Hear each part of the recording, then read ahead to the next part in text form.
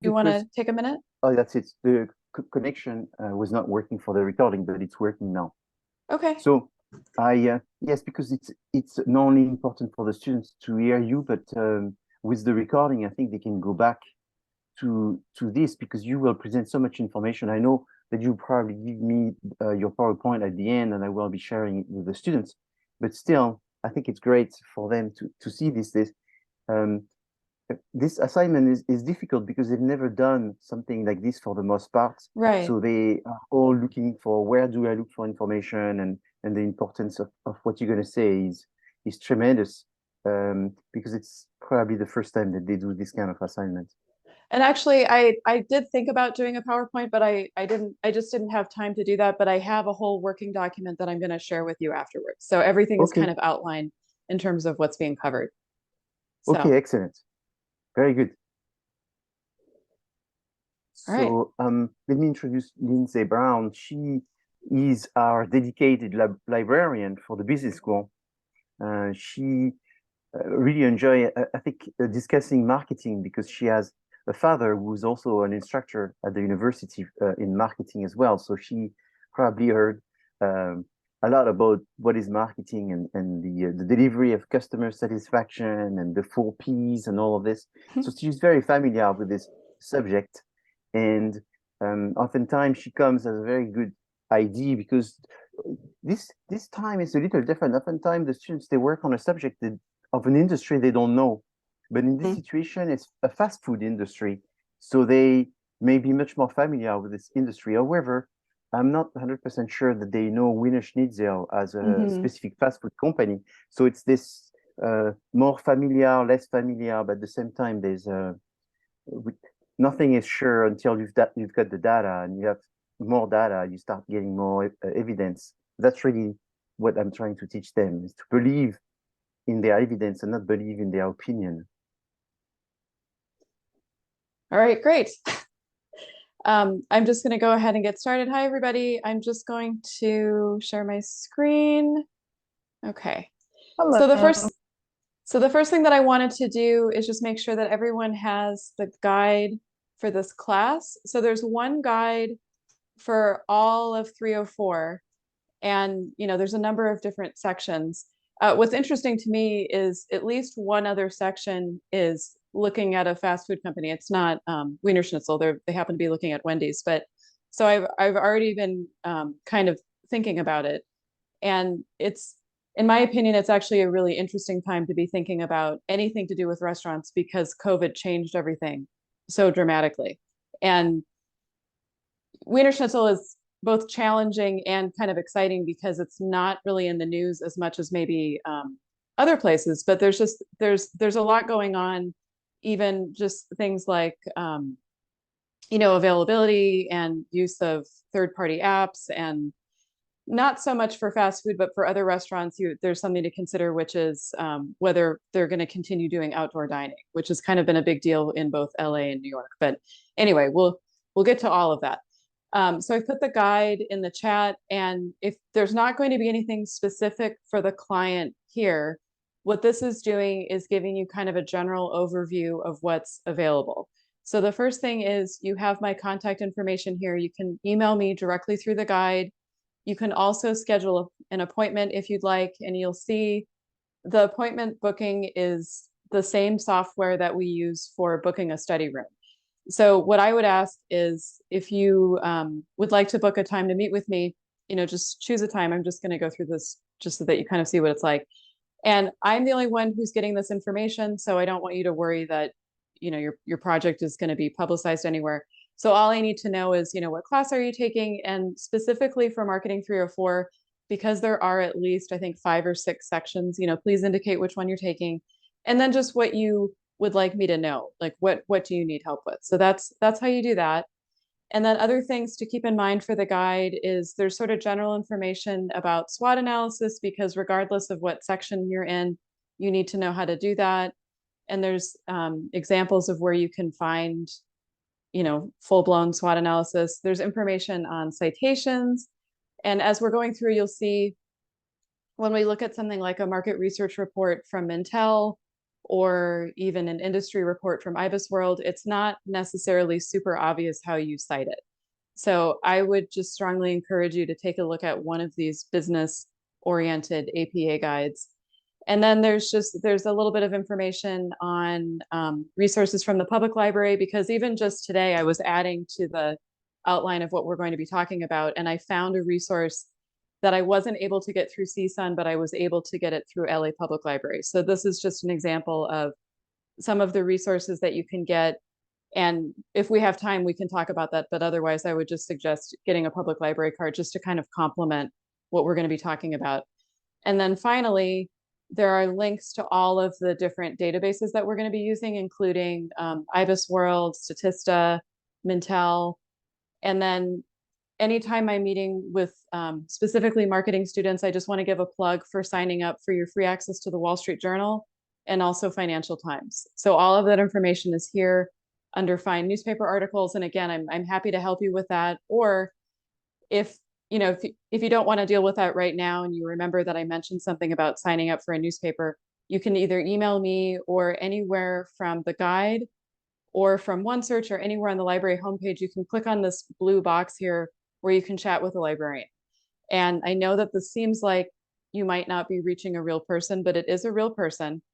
And so during the day, there's going to be someone from CSUN monitoring this from 10 in the morning until 7 o'clock at night. So you could just say, how do I sign up for the Wall Street Journal? Or how do I access Mintel? Or, whatever your question is, they'll help you. And they'll also see, like, if we were to open this up, the person on the other end would know that we're coming from this particular guide. So they're going to assume that you're taking Marketing 304. And so that's one of the nice features, is that when you use chat, the person on the other end kind of knows where you're starting. But the first thing I wanted to start with, and just so you know, when I'm kind of moving my head, I have another screen here and I have my outline that I'm working from. So when I first was looking at the assignment, I thought I really need to get up to speed with Wiener Schnitzel because I just don't know anything about it. I know that there's a location kind of across from campus. If I had had to guess, I would have thought that it was a European chain, and it's not. I was sort of hoping that it was either Austrian or German, but it's in fact from Orange County. So that was super interesting. And I always recommend starting with a company history. And so when I looked into this, I discovered, and you might already know this, but there's not, a stock symbol that's Wiener Schnitzel. It's owned by Gallardi Group. So just like Taco Bell is owned by, I think, Yum, there's some of these bigger groups that own, fast food companies. So the document that I'm going to show you might seem like it's a little bit old because it's from 2006, but you can still get a really nice, working knowledge of what's happening here. And honestly, if you want to know the history of a company, I don't know that you need to have something that was written last week. It's fine if it's a little bit old, because it will tell you, when did it get started? What's the significance of the name Gallardi? And don't worry so much about trying to grab the link, because as I said, I'm going to share my working document that has all of the links for everything. But the way that I found this was I went into OneSearch and I searched for Wiener Schnitzel, and Gallardi Group came up, and then this link to International Directory of Company Histories came up. So like I said, I want to start with the company history, and OneSearch is a good way to do that, because I wouldn't know, even though I'm in the databases all the time, I wouldn't necessarily know, oh, it's going to be in that particular database. So I wouldn't want you to waste your time by, say, starting in a Business Source Premier or something that's very business focused, because you would miss out on something like this. So essentially what it shows you, it was founded in 1961. It's based in Newport Beach. Again, this is shocking to me. I really thought, based on the name, that it was European. And what's also sort of funny to me is they don't even serve schnitzel, which is a kind of meat. They're really kind of focusing on hot dogs. But anyway, they also own Tasty Freeze, which makes sense that they serve it there. But anyway, you just get a little history of John Gallardi, who founded the Gallardi Group, and just kind of, what his plans were, what happened in the 60s and 70s, and then, companies that they acquired.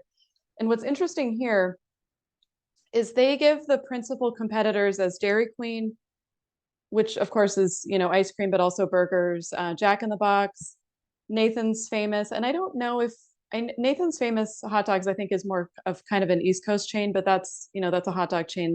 They sponsor the hot dog eating contest that's on Coney Island, and then Sonic. So I don't know. I mean, I'm not sure that those are the main competitors. I think it also kind of depends on the area, because I think if it were me, I would really want to focus in on who are the big fast food companies that are specifically selling hot dogs. Because I just feel like I don't know that I agree that Jack in the Box and Sonic are really true competitors, but they didn't ask me. So then here you have your key dates. You can see they started a drive-through in 62. As of 1975, they had 450 units. And then here in 2003 is when they acquired Tasty Freeze. And for any of these references that they've cited, if you were interested in anything, you'll see these are mostly trade journals. So they're restaurant trade journals and press releases. If you were interested in any of these, all you would have to do is cut and paste the article into one search. Although honestly, I'm not sure how helpful it's going to be if you read the full press release on when they partnered with Tasty Freeze. If it were me, I would probably want to look at maybe slightly newer stuff that's specifically looking at these restaurant trades. But anyway, here's just kind of, again, like I said, a general kind of overview.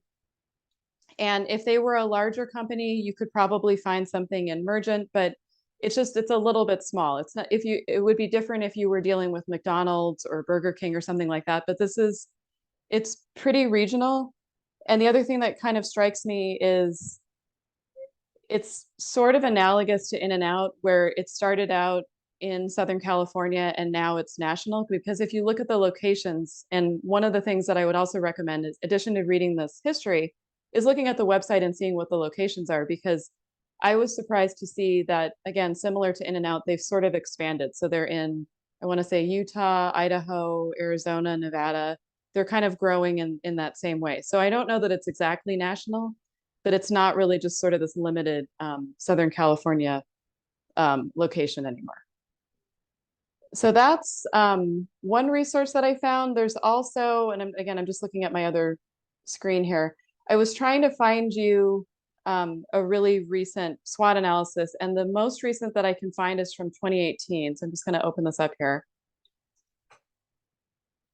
But I think that's okay. That still gives you something to work with, because for some companies, you're not going to find any SWOT analysis. So at least if you have one from 2018, you can kind of get a sense of what you're working with. And I'm sorry that this is so hard to see.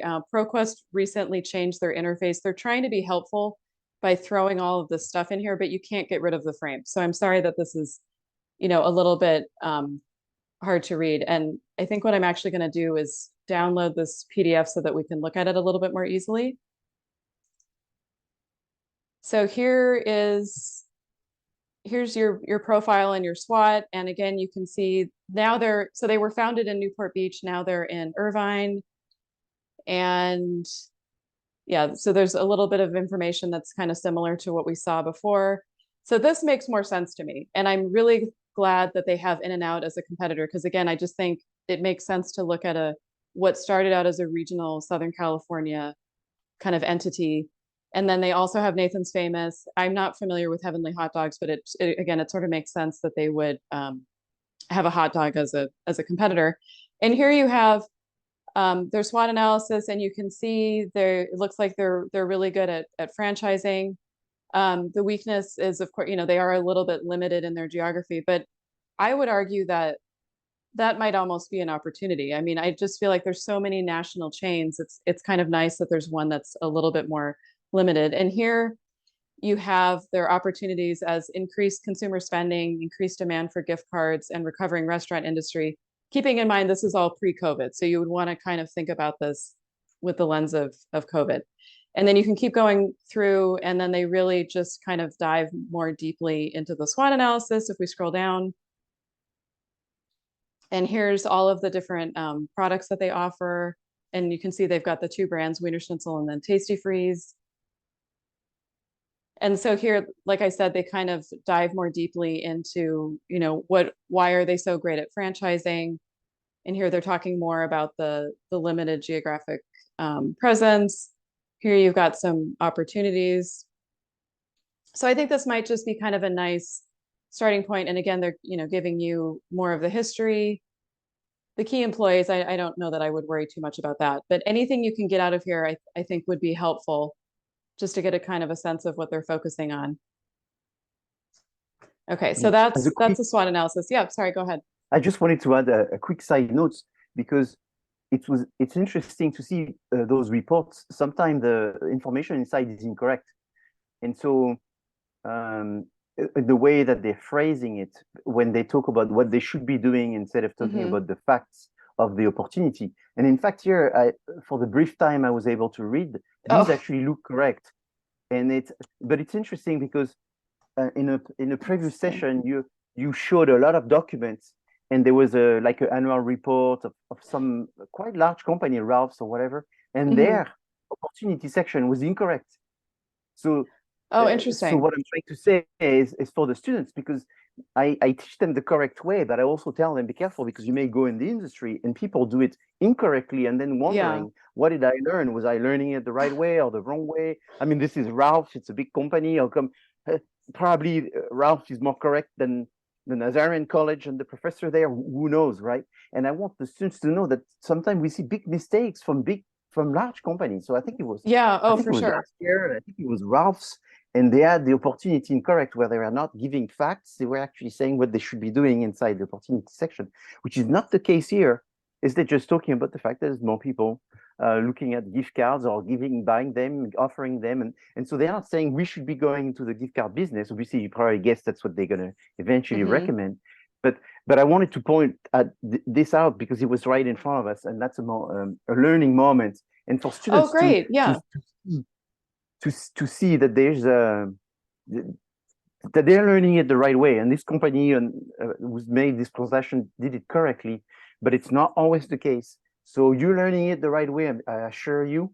And so keep your eyes open because sometimes you may see it the wrong way.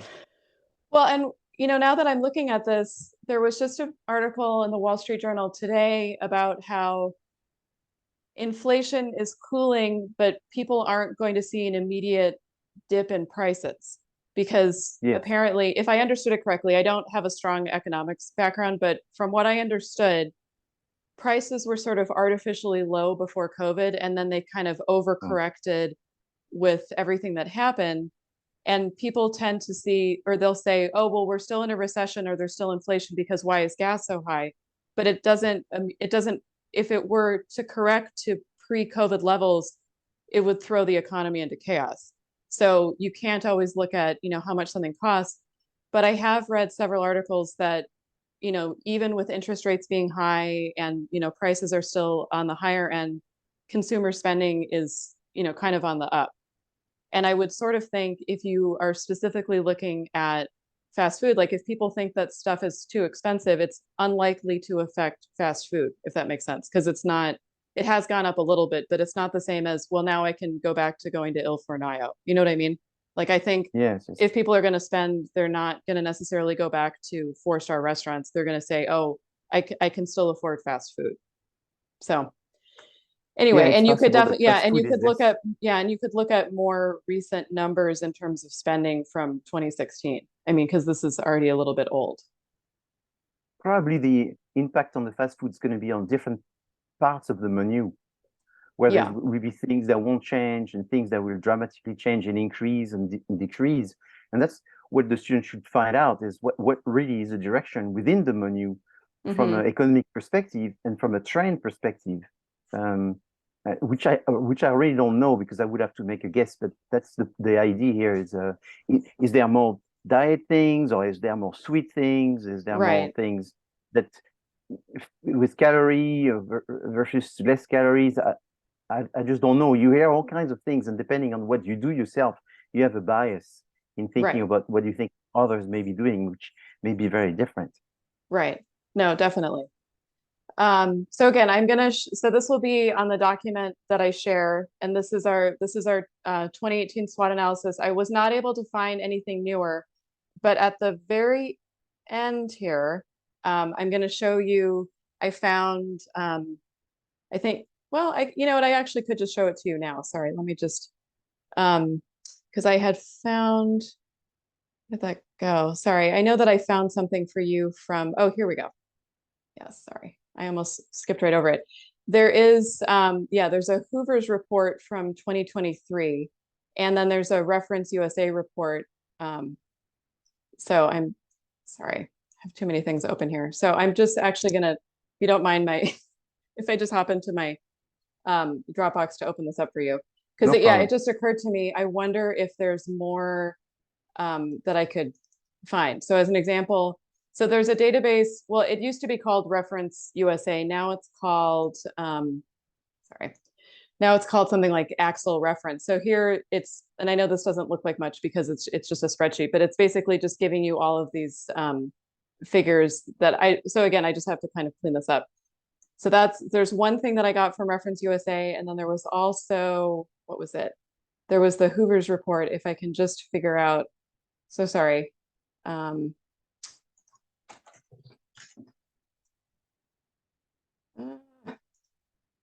think I might have saved this in the wrong thing here. Yep, oh, you know what? Okay, that's what it was. Here we go. Yeah, I saved it in the wrong file. Sorry, I was working on a project for MBAs. Okay, so this is something that I found. Is this what it is? Okay.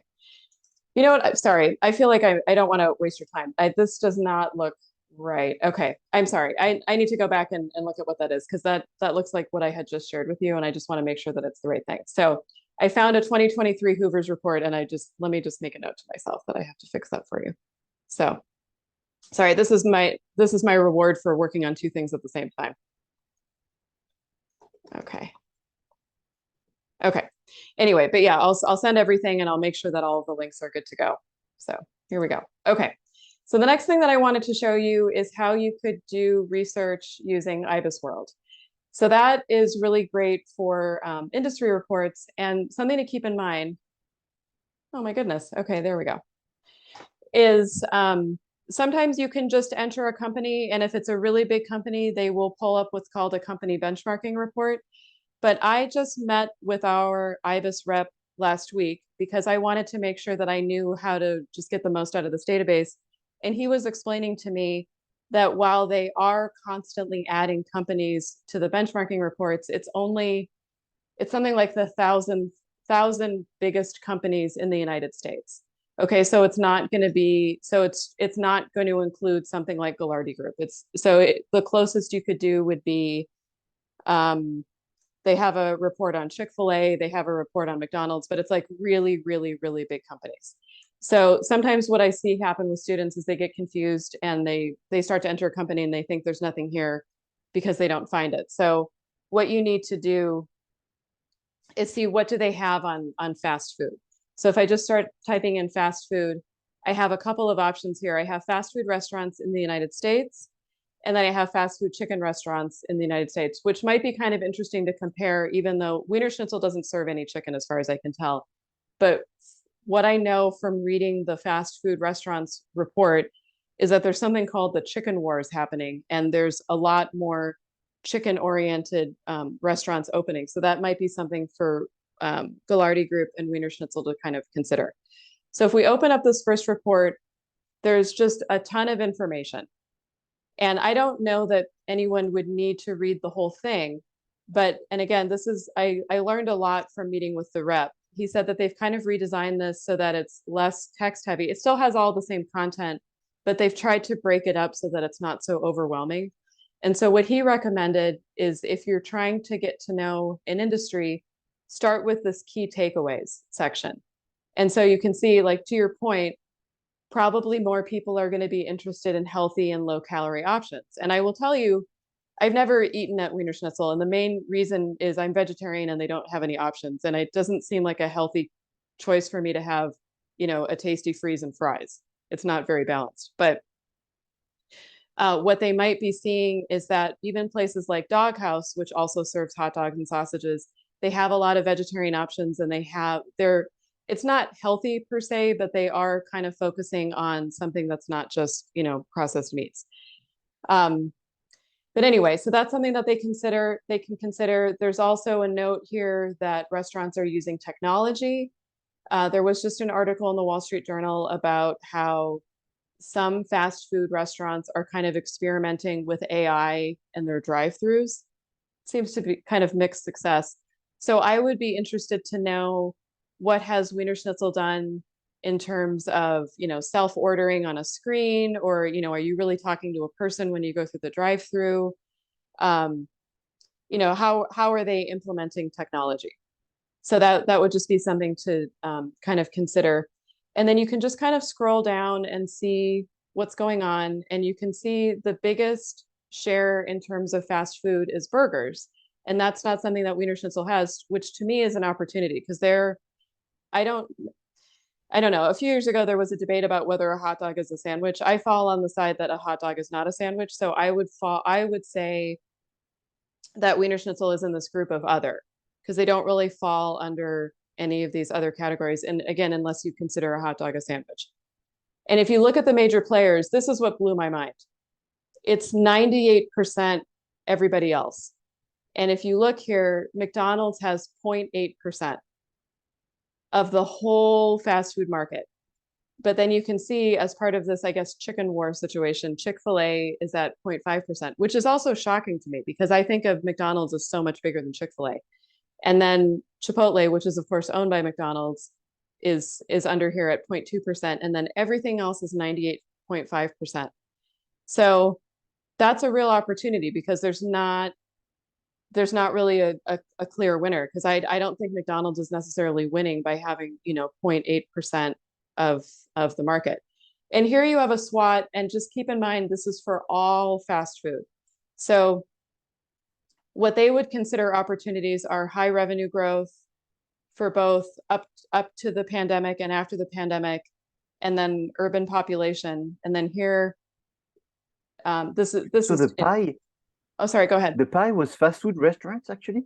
Yes. This pie? Wow, I'm blown away like you. Yeah. I was worried the gray area was McDonald's almost, Oh, no, they don't. I mean, and Yeah. it's wild, because McDonald's has, over the last several years, really tried to be everything to everyone. You know what I mean? They're always adding new things, and Yes. it used to just be burgers and fries, kind of the way In-N-Out was. But now, I mean, you can get almost anything, and they still barely have anything. If you go into, I think there's a report just on burgers, and for that they have 1.6%, but it's still just very Wow. diffused. Yeah, it's super interesting. Super interesting.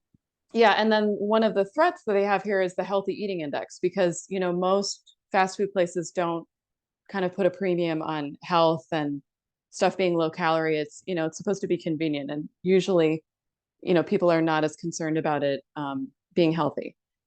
So I think that that's kind of nice. You have sort of a nice executive summary on what's happening in the industry and what do they expect to happen in the next few years. And here they talk about stable demand for fast food. And you can just keep going through the whole thing. It's just loading up here. So we have, yeah, they're talking about how more places are implementing healthy and low calorie menu items, like we just looked at. The revenue obviously went down at the height of the lockdowns, but has been fairly steady ever since. And here, because it is so diffused, it's pretty competitive. And let's see, yeah, and it looks like a lot of different restaurants have had to change their menus to try to stay competitive. And they're looking at volatility, what's driving the outlook, and again, looking at health, technology. This, I think, is something interesting to look at, is especially since COVID, people are not necessarily just doing drive-through or even ordering directly from a restaurant. They're using these third-party apps and having stuff delivered. So I would be interested to know, does Wiener Schnitzel have its own delivery or pickup, or are they working with DoorDash, Instacart, things like that? That might be kind of interesting to look at. Let's see. And then you can just keep going. There's just all sorts of different things in here. And for each section, they're giving you key takeaways. So again, you don't have to necessarily read the whole thing. Here we get into the segmentation and why, you know, burgers are so important, talking about the chicken wars. Let's see. And yeah, and then here we're looking at different, you call it, you know, different household segments and who's buying what, you know, what are people kind of interested in. And then I also just wanted to draw your attention to, gosh, if we just keep going, if you go to the very bottom, they have what's called call preparation questions. And I mention this because this is basically designed assuming that you're working in some sort of consulting role.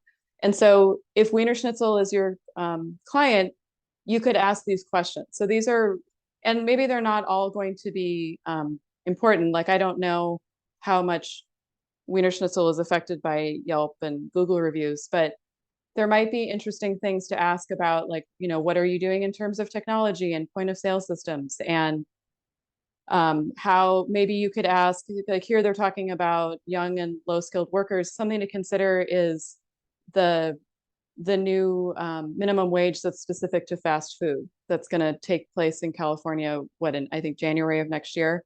So that might be something to consider. But so if you were working as a consultant, you could use these questions as a starting point. And they have them for all of these different factors. So internal, external. It might be kind of interesting to ask, like for them specifically, knowing that they're good at franchising, you know, how are they going to raise their brand awareness? Are they planning on expanding? You know, things like that. And then the thing that I'm super excited about that I only found out about last week is that you have this whole report, which is national. But then if you go to, let's see, the geography section here, you can actually look at information by state, and you can click on it, and that gives you a whole separate report. So here we can click on California, and then it's going to give us a separate report, which is fast food restaurants in California. So this is a little bit older. You can see this is from August of 2022 versus the fast food, the national report we were just looking at was from last month. So, but I guess I shouldn't be surprised, but we are the biggest state in terms of fast food restaurants. I guess I would have thought Texas was maybe a little bit bigger, but it just sort of shows you, you know, how much it's growing, how many places are there as of, 2022, what do they expect to happen in the next 5 years? And it might be interesting to compare, you know, these different economic indicators and external drivers to the national report, assuming that you're only, you know, kind of looking at Wiener Schnitzel run here. And then you can look at it by county. And again, it shouldn't surprise anyone because LA is, as far as I know, the biggest county. It has the lion's share of fast food places in the state. It's growing about the same pace, but LA County alone has 28% of the fast food. I was going to say institutions. That's not right. Establishments in the state, and you could even, you know, compare it by other counties. There's just all sorts of different things to look at. So I just had no idea that this was even here. And apparently it's been here the whole time. And I just had no idea, because you would have to know in that geographic breakdown, you'd have to know that you can just click on the state and it's going to open up this whole other report. So I think that that's useful. And given that California is apparently so big for fast food, that could be an interesting thing to look at. So, and I just want to, sorry, go ahead. Yes, it's useful because it's actually giving students some easy opportunities to talk about, right? California, #1, LA, #1, Orange County, #2. So it's great. The problem with this is I just use this opportunity to teach something. So the problem with this is it's not specific to Wiener Schnitzel, it's specific to the whole fast food industry. So therefore, when you're using opportunities which are very broad, they are correct, but they are not super helpful. They're sort of supporting maybe something else that is more specific. So should the students put it inside their report? Yes. Is it going to be specific to Wiener Schnitzel? Not really. So they are not scot-free by what you're giving them. It's not like the assignment is done, right? But you're doing a tremendous direction not at all. for them. But I tell them this because they're struggling to find opportunities. And just within the past 30 minutes, you give them so many that it's like, okay, great, check, check, check. Right. So all Oh, of this yes, is absolutely. correct. All of this is giving them fantastic direction.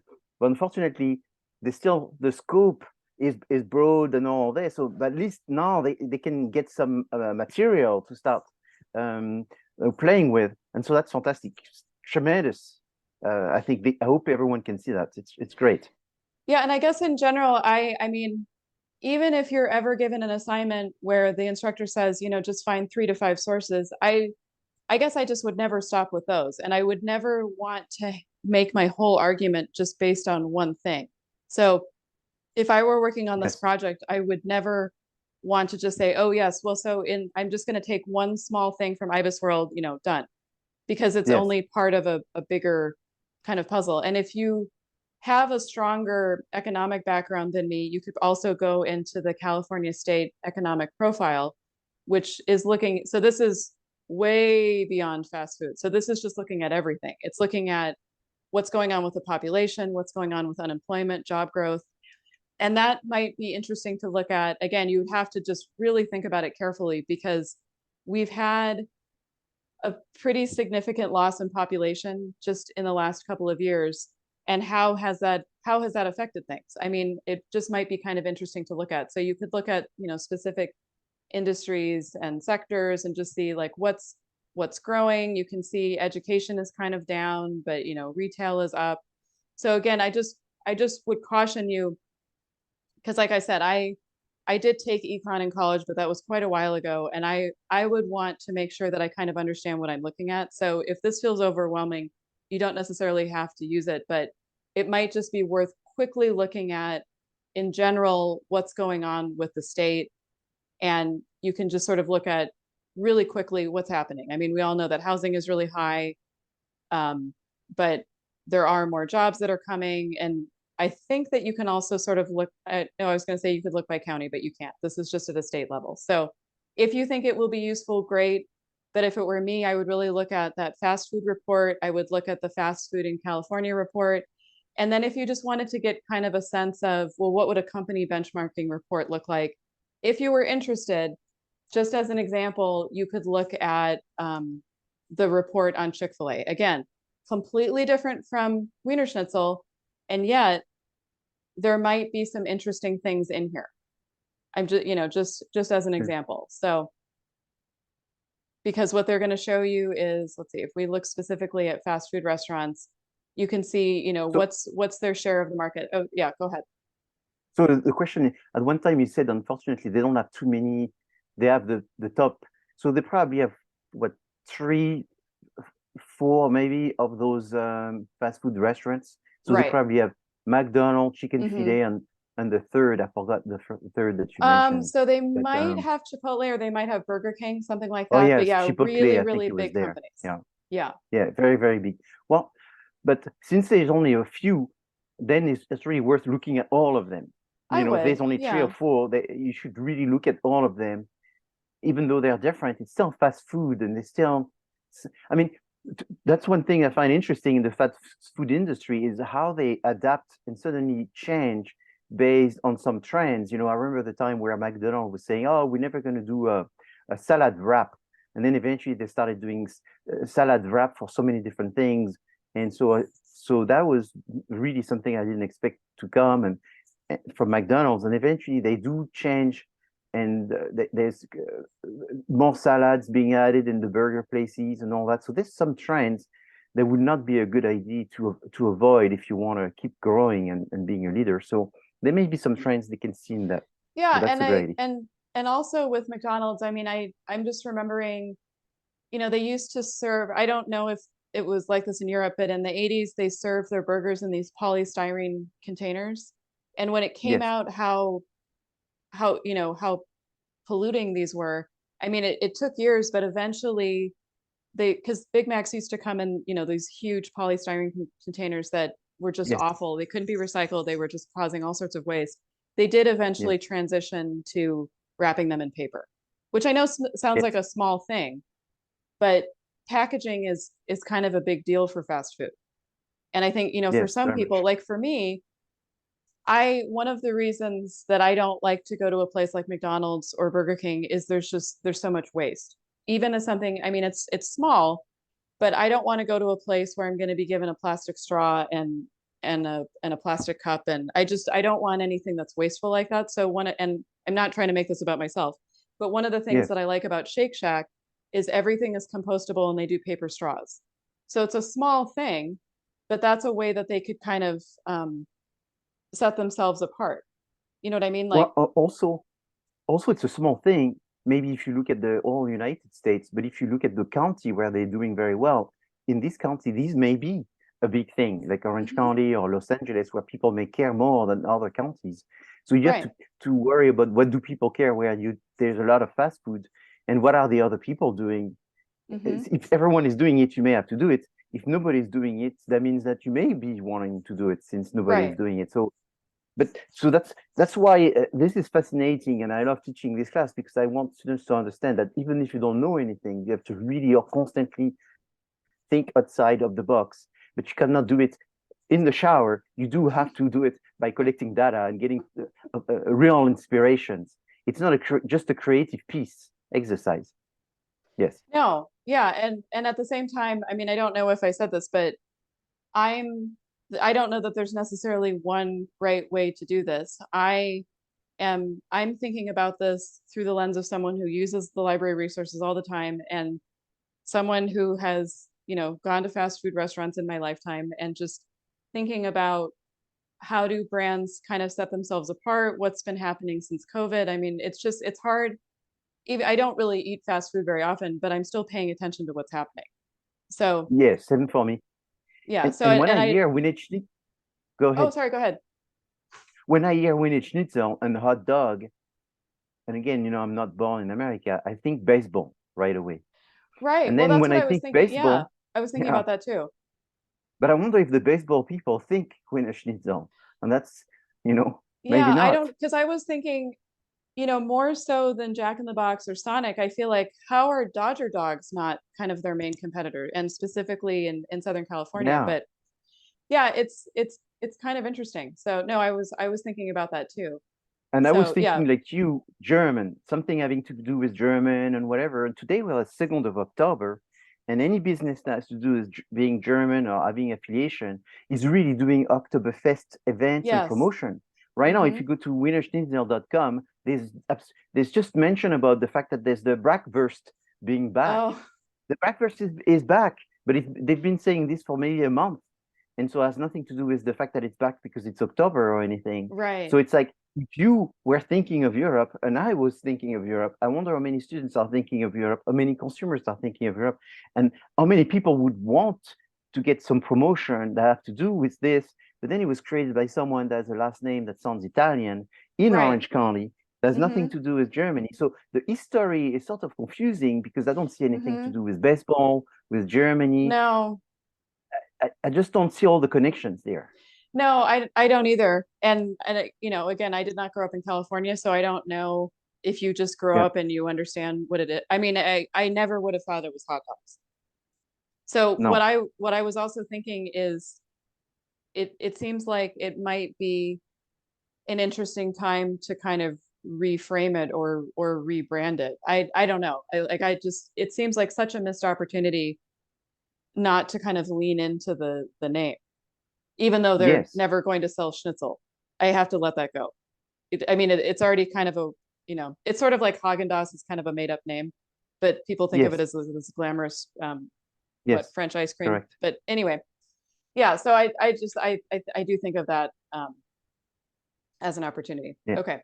I So do. just a couple other things to point out.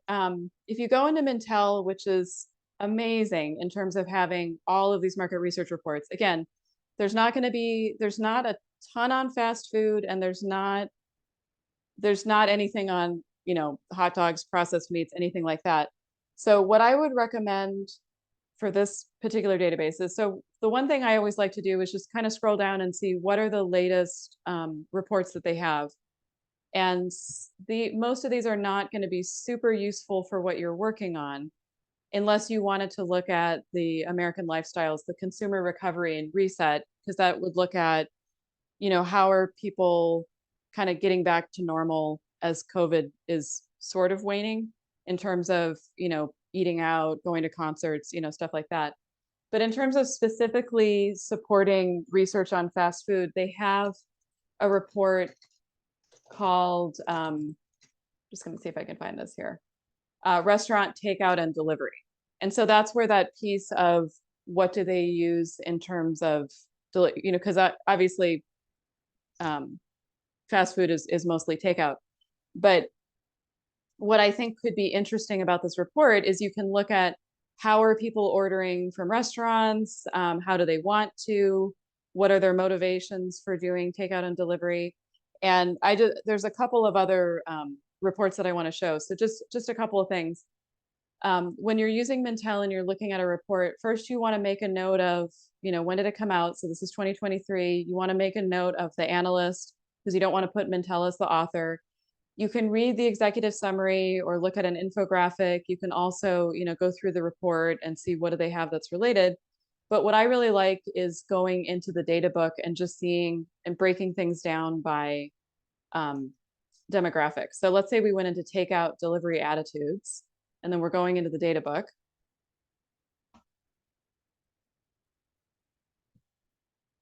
Okay, so it also tells you the exact question, because again, I'd rather not be spoon-fed market research. Like, I want to know what was the question, who was asked. I just want to have as much information as possible. So what people were asked to do is kind of comment on how they feel about some of these different attitudes, like delivery fees are too high. Restaurants should offer delivery exclusive menu items. I prefer to use a third-party delivery app. So here are just our general responses. And then if we go into explore demographics, we can choose who we want to kind of look at. So maybe we want to know how are people responding based on age and income, household size. Let's just say, yeah, restaurants visited in the past 3 months. So we can go ahead and search by that. And then we can look at the same questions, but it's broken down again by these demographics. So rather than just looking at, in general, people think that delivery fees are too high, you'll see that people really feel that way if they're between 35 and 54 and make let's see, less than $75,000 a year. You can look at how do people react. Again, here if we're looking at if they prefer to use a third-party delivery app, this shouldn't be a surprise. For people 55 and older who make more than $75,000 a year, only 2% of them would prefer to use a third-party delivery app, or nothing. They don't agree with any of these statements. So I just like that you can really do cross tabulations based on specific questions, and you can really kind of target it to exactly what you want. So maybe you're interested in looking at how a specific age group responds, specific race, household size, stuff like that. You can create your own graphs and tables. And this was just for, one particular question. You can do it for everything. And again, this is all going to be in the document that I sent. So no need to worry about trying to track everything. Okay, so this is the restaurant takeout and delivery report. The other reports that I think might be helpful if you're considering Wiener Schnitzel is they have reports. I'm just going to show you one other one, and then again, that everything else will be on your document here. They have a report, Marketing to Gen Z. I guess I'm sort of assuming that most companies are interested in kind of getting a younger demographic. So this is looking at Gen Z for everything, not just food, but where do they get their money? How do they, what did they learn from parents? What are their health priorities? What are their budgeting priorities? Their willingness to sacrifice quality for savings. So you could look at this and really get a sense of, if you specifically want to market to Gen Z, what do you need to know about this group? You can also compare it to older reports. And again, you can look at the whole, you can run your own crosstabs in the interactive data book. You can look at the report. You can look here at these related reports. So then they also have, marketing to Black millennials, marketing to Gen X, marketing to Hispanic millennials. So it might be kind of interesting to compare some of those things. But some of the feedback that I've gotten about Mintel is that it can be a little confusing for people. And I guess also like with IBIS World, they want to enter their research question or they want to enter their company and they're not understanding why nothing is coming up. So if it seems like nothing is coming up, like let's say your industry isn't coming up or your company's not coming up, then look at what your categories are, and then you could look at what reports are available. So say as an example, you could look at everything they have to do with food, and then you could search a trend driver like sustainability or ethics, and then you could again look at different demographics. So maybe you want to look to see, is there anything that connects food to Gen Z? And the closest thing is they do have a report called the Gen Z Food Consumer, which is really kind of looking at influencers and the idea. And the reason I mention that is because the picture on the cover of the report is people taking pictures of their meals for social media. So I know that it's maybe not the most user-friendly resource, but there is a lot of good information if you're thinking about this creatively, and if you're not really focused on, well, why isn't there a report on my company? Because you don't necessarily need everything to be focused on your company. You need to think about, if they want to get more business, who should they be targeting and how do these different consumer groups behave?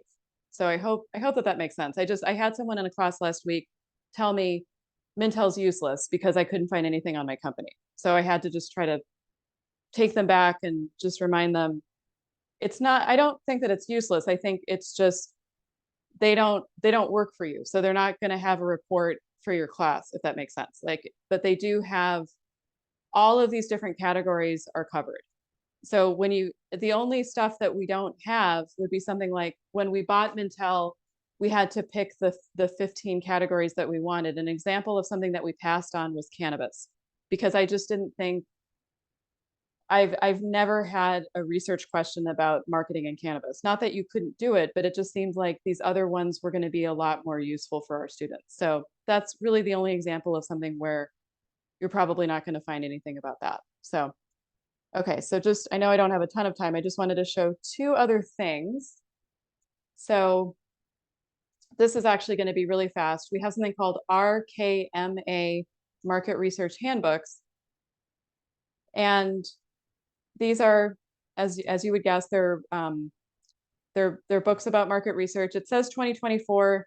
We got them in 2023. But here you can go into restaurant, food, and beverage market research. And there's a number of different things you can do. Again, I would not recommend reading the whole thing. It's 355 pages. But what you can do is you can actually just start typing in Wiener Schnitzel, and you'll see there's information on what was the initial investment compared to other hot dog companies. So, Crave, Doghouse, Nathan's Famous. And then there's information on, what do we have here? Oh, number of franchised units. And you already know that Wiener Schnitzel is pretty good at franchising. So as of this report, they had 322. And then there's also, they do fall under the top 250 chains under all of these other ones. And of course, McDonald's, Chick-fil-A, that makes sense that those are in the top 5. And then finally, see, this is where I find this a little troubling, because again, I don't consider a hot dog a sandwich, but if you put it in the sandwich family, this is where they rank compared to something like Subway or Panera or Arby's. But what you can also do, so there is information specific to Wiener Schnitzel, and then there's also just information, if you look in the table of contents, on, what's the revenue like, how are people affected by inflation, how Americans eat, how much are they spending on food, dining trends of young adults, they've got demographics. So you can get a lot of stuff that's specific to food, and then you could get kind of some statistics on Wiener Schnitzel. And this is something where RKMA, which is Richard K. Miller and Associates, they give us new titles every single year. So you can do restaurant, food, and beverage, and then maybe you just kind of want to look at general information on consumer behavior. But I think for your purposes, just see what you can grab from this restaurant title. And what's nice about it being electronic is you can just do that Control F to find Wiener Schnitzel, and then you can see what they have on fast food. So that's RKMA. And then the last thing that I wanted to show you is a database that we only got over the summer, which is Statista. And I'm still kind of getting to know this, but they have, there's a report that I think might be really interesting for you, which is, what is it? Let's see, fast food restaurants in the United States. And it's from, I believe that it's from 2023. Yeah, so here we go. We have something from, August 29th, 2023. And it's just giving you statistics and facts. And you have, consumer spending, highest brand value worldwide, McDonald's. That's not, too much of a surprise. And then you can look at some of these different statistics. I don't know. I guess fast food is probably analogous with quick service. I wouldn't consider it casual dining. I know that there's kind of a divider. I would think of something like Stonefire as being more casual dining, but you can get to know that more as you go in here. And you can, here where you go in, you should be able to open this up. Gosh, I hope that we can just open this. Okay, good.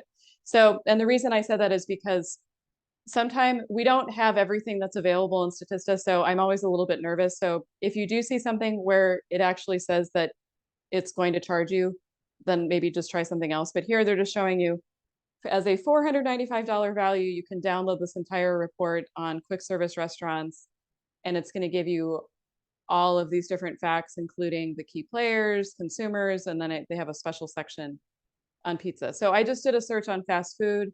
I wouldn't bother searching for Wiener Schnitzel, but you could search for something like hot dogs if you wanted. And keep in mind, this isn't just market research, it's just straight statistics. So you can get all sorts of things that you probably never even knew that you wanted to know about, like hot dog competition statistics, types of hot dogs consumed in the United States. There's really a lot on the competition. But yeah, here you have, again, connecting it to Major League Baseball.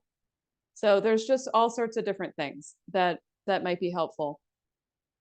And I guess what I would do, if it seems like you don't need to worry about the hot dog competitions, because that's all Nathan's. But what you can do is just keep narrowing down, or you could narrow down by date of publication, or you can look at what some of these tags are. But there is, again, a lot of really great stuff in Statista. You just have to kind of browse. And then I just wanted to mention, two different things. So one is, and we touched on this a little bit, is the idea of sustainability in terms of fast food. So if I had the opportunity to get in front of someone who was in charge of Wiener Schnitzel, I would ask them if they've considered having some healthy options, something that's vegetarian or plant-based. What are they, what is their packaging like? How are they handling excess food? What makes their hot dog special? And keep in mind, my dad put himself through his doctoral program by making bologna at Oscar Mayer. So I know a lot about meat processing that I never wanted to know about. But so I would be curious to know, are they locally sourcing their meat? Probably not. Are they using hormones? Is there anything kind of special about their hot dogs that if people cared, they would want to know about? And they do talk about the sausage, the type of meat they use. Oh, good. Okay. That's one of the things that they mentioned, but that's the only thing I noticed that really sticks out. Okay. So I think that's a big thing. And then the brand recognition, and I had just written, I guess what I would want to know is, have they thought about kind of going back to their roots, which I imagine it was a little bit more like a surf shack type situation, almost like hot dog on a stick when they first started in the 60s. Like, have they thought about kind of returning to that? Or what we were talking about, which is kind of reinventing themselves as more of a European kind of model? Or have they even thought about really serving schnitzel? I don't know. These are the questions that I would have. But those are kind of the main things, and I'm going to stop sharing. But yeah, I'm shocked. I'm pleasantly shocked at how interesting the research was. I mean, I spent a day working on it, and I honestly could have just kept digging because it's so interesting. It's way more interesting, in my opinion, than a lot of other fast food places. And I truly, Yes, my mind was blown when I read about the history. I just thought for sure it had to have been a German immigrant who wanted to try yes, to break into American fast food, and I was yeah, 100% wrong. yes. And also what's surprising is that you know, they don't seem to really cultivate a story and a history. Like No. I know about the meat, not going to the restaurants. I know about the meat by looking at their websites and looking at the about us and all of this. So it's like when you go to the restaurant, you should that's why you should be learning about the special meat that they're using.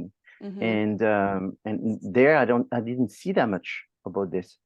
So another thing I found is that they seem to have a focus on developing the franchise system in Hmm. getting more franchisees, and Right. their website has an icon where you can click and it tells you about the profit on the return, and there's a lot of information about this. And the problem is I feel like maybe there's a consumer website and then maybe there's a business to business website. Hmm. Maybe they should be separated. Yes. They give me this feeling that they another thing that connects to what you say is like for a company like this to have survived for so long, in some way done so well, I find it quite amazing without the story that I would want to know and the details that I would want to know, which tells me that they could be so much more successful by having more than what they seem to have if they've Right. succeeded. If someone told me, okay, I'm going to do what they're doing right now 20 years ago and it's going to have 400 franchisees, I would say, I don't think so. I don't believe so. But yet Right. they've done it. So therefore, they could be doing so much better because I don't, you know, that's your feeling. I don't know exactly all the feelings from the students because I haven't read the reports. Right. Their papers is due, I think, in 2 weeks as a draft. I haven't heard from the assistant, my assistant who's helping them as well. So I'm just finding out, you know, that there are a lot of questions we're all wondering, and we're all wondering, have you ever been there? No. Do you know anyone that went there? No. Why you don't go there? Well, it doesn't seem to be talking to me, but yet they're a business that has been sustainable for what, 50 years or something. So it's Hmm. quite remarkable. And I'm wondering, I'm sort of modest in front of it and thinking, wow, whatever we change, it's a big risk because obviously they are somewhat successful. And but at the same time, it seems to me that there would be a real value to make a change, to make Hmm. it much better than what it is. And that's what the students are working on. It's this hidden treasure that the company is missing, and yet it's right in front of their nose, you know, and that's what they're working on. Great. No, and I would, yeah, and I would love to know what happens. That's why I thought it was interesting that you had said, in your email to me that the biggest thing is the opportunities, because that was what just kept occurring to me is there are so many opportunities. And Yeah. not as it's really not a negative thing at all. I mean, just between the two of us, we can really think of all of these different things they could be doing, and not as a Yes. judgment, just as they they're probably so enmeshed in it they don't realize what's there. Yes. Yes. And yeah. And the management changed. I'm not sure of the date. I may have forgot, but I think it was in 2012 or something like this because the son so it's the second generation Gallardi family to cover the business. Hmm. And so I'm wondering, sometime when you have a new generation like this, that becomes very obvious to them that there's something that the parents didn't do. But I haven't seen this direction. So I'm curious to what they would want the most: grow the franchisees, grow the consumers, grow their reputation. I'm not sure, grow their profit, grow the revenue. I'm not sure. And so the students have a lot of freedom in deciding what they think is the best. And Right.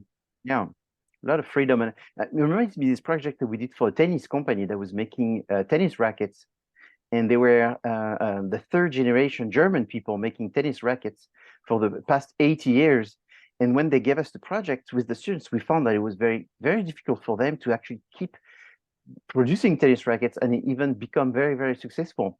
So we gave them a potential direction, which is to make pickleball equiment, tennis Oh, rackets. right. Yeah. Yeah. And and this was something like 10 years ago. And the CEO, which was the third generation, essentially laughed at our face, saying that pickleball was never going to be a sport, and now it's the fastest, biggest sport in America. I mean, there's Hmm. competitions everywhere, and at the time there was There was no big company that was in pickleball. They were all tiny, small businesses that nobody knew. Right. And they had almost zero budget, all of these companies, versus this particular company had several $1 million, which was very small for the tennis, but it was 10 times more than the biggest one for the pickleball. So they could have Right. totally scooped the whole place, and get it for Right. themselves. And at the time, it was not so crazy because they just invested a lot of money to go into badminton, which I'm pretty sure Oh, right. didn't go as big in the past 10 No, years as pickleball. no. Probably is the same.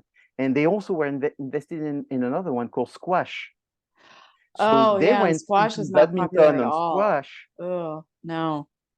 and then they were laughing at us with pickleball when in fact Mm-hmm. pickleball became a thing, and we just so but the students had the argument where they were looking at the data and they found that there was a lot of people who played tennis and they were Mm-hmm. getting old and they wanted to play tennis but they could not, and that was going to Right. be this bubble that were going to work on the pickleball and make the pickleball explode.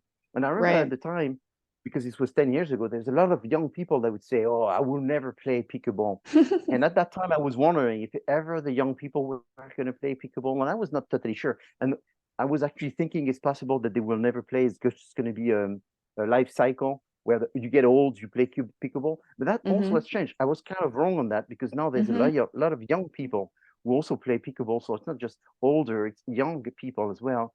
So it's kind of sad. So that's what I tell the students because I want them to see, that they can really think outside of the box, but they have to come up with the argument, and it can't be just an Yes. opinion. It has to be substantiated. And the other thing is, because I work with your small business consulting class and then Yes, the MBA, their capstone yes, project, which is consulting. And everything I've understood is that there's not really any point in engaging with consultants if you don't want to hear anything. Because the whole idea is that there's something going on, whether you're losing customers or you need to know something and you have to be willing to hear what that is. And you have to be, well, I guess you don't have to be, but it's essentially a waste of everyone's time if you don't actually care to hear a fresh perspective on something. yes. But I have been a consultant for 3 of the top 5 largest consulting firms, and I also know that when you offer consulting, you also want to keep the clients. So sometimes you tell them what they want to hear Yes. and just give them a 1% or 2% Yeah. increment because you don't want to rock the boat. And so that's why also I like Yes. being in the position I'm here because we don't own these people anything. So we can Right. really tell them what's the right thing. And it could be quite disruptive. And at the same time, it's great to be disruptive because I'm teaching the students to be disruptive. I'm not teaching the students to be politically correct. So therefore, I'm teaching them to really go 100%, and then when they're going to go work and get paid, they will see that they may have to have nuances because the people may not be ready to hear, even though they're Yes. paying. In that situation, they are not paying, but even there when they're paying, people are not always willing to hear, and it's Right. kind of shocking. But then you just play the game, and it was interesting even to see the team. We were doing things, getting excited, and to see the upper consultants, the higher level consultants, they would come and water down what we are doing in order to be less disruptive, in order to work better with the clients. And then, this was it was the first largest, second largest, and fourth largest in the world. So they were a pretty large company. They were paying us a huge amount of money, and still that didn't make a difference. They were expecting just enough because the people that were receiving the information often didn't want to change too much either because they were comfortable where they were. And so they just wanted us to say something that was politically correct for whatever group was listening to us in order to go that direction. And so politics is not just in politics, it's in business as well, or inside even for-profit organization, not just Yeah, government organization. And absolutely. so the students are sort of not knowing that in this project, but here it's pure creativity but based on opinion, not just pure only creativity. And this exercise is hopefully making them excited to work in marketing because it has the potential to generate some serious growth. And so that's where I'm standing. And but I do not know what Winners should do, and the students should be having a great time with this because that's Hmm. wonderful piece. I have a question. How much should the length of a good and presentable analysis the paper be? So if you go inside the syllabus, it says it's 10 pages of the main paper, so it's very short. And then it's as many pages as you want for the appendices. In fact, if you look at the samples, I sent the samples by email just by fear that the students would not download them. So I actually emailed several samples so you could not say that you didn't see them. You will see they all say it's 10 pages, and then there's appendices. So in the appendices, you can write a long SWOT analysis if you wanted to, but in the paper, you wouldn't have the space to write a 6-7 pages appendices because there's other things that you need to cover. Well, thank you very much, Lindsay. This was great seeing you today. And thank you for your energy again and willing to offer so much for the students to see that, you know, I mean, this is not an assignment for you, and you found so many amazing things just by knowing where to go and using their words and all that. So I'm hoping the students can learn from this. Are you going to send me? Yeah, I'll send you everything. Page? I need to tweak a couple things and make sure all of my documents are in working order. But yeah, I'll send it. Probably not today. I'll probably send it to you in the morning. Okay, that's fine. Fantastic. All right. See you soon. Thank you, everybody. Thanks, yeah, I'll see you at 6. Okay. Thank you. Bye. See you very soon. Thank you. Have a good day. Thank you, everyone, for coming to the class. Yeah. And I'll see you in class next week. We will be completing the section that has to do with strategies, and we will be looking at research, but from the steps, the different steps of research that you need to go through. I will try to summarize this in the most simple way as possible. I did send a revised syllabus because I had some wrong dates when it came to the quiz 1 and quiz 2. It still mentioned the past semester because now the syllabus that we're writing are so complicated with many different sections, and they have to sort of work their way and coincide with the canvas and all that. So sometimes there's little mistakes. So thank you for directing me to these mistakes. I fixed them, but overall it should be a great semester. This is very exciting again, you know, to work with Vigneron. That's why I selected it, because I think there's many amazing things that you will be able to find, and then I will try to report this to Vigneron because we want them to gain from all the work that you're doing, and hopefully they will want to get involved with us and listen to what we have to say. All right, I wish you a good evening, and I'll see you next Monday. Have a great evening, everyone. Thank you. Bye-bye. Thank you. Bye.